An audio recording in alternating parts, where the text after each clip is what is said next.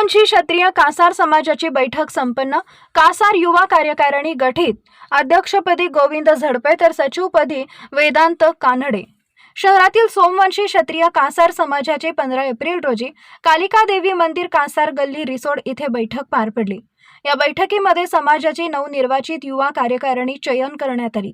कार्यक्रमाच्या अध्यक्षस्थानी समाजाचे ज्येष्ठ मार्गदर्शक राजेश्वर मोहिरे व प्रमुख पाहुणे सुरेश खरावन सर व समाजसेवक किशोरजी महाजन हे होते। तर दिलीप झडपे, भारत झडपे, राहुल आहेर मंचावर उपस्थित होते।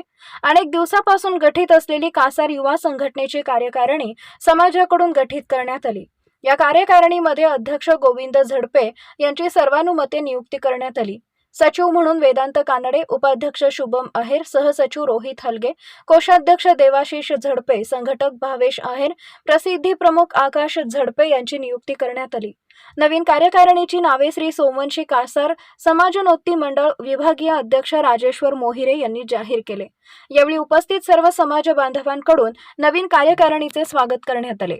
त्यानंतर नवनियुक्त कार्यकारिणीकडून सोमवंशी क्षत्रिय कासार समाजामधील उत्कृष्ट कार्य करणाऱ्या समाज बांधवांचा सत्कार करण्यात आला। कार्यक्रमाचे प्रास्ताविक आणि सूत्रसंचालन अमर कानडे यांनी केले, तर आभार प्रदर्शन राहुल आहेर यांनी केले। या कार्यक्रमाला मोठ्या संख्येने कासार युवक समाज बांधव उपस्थित होता।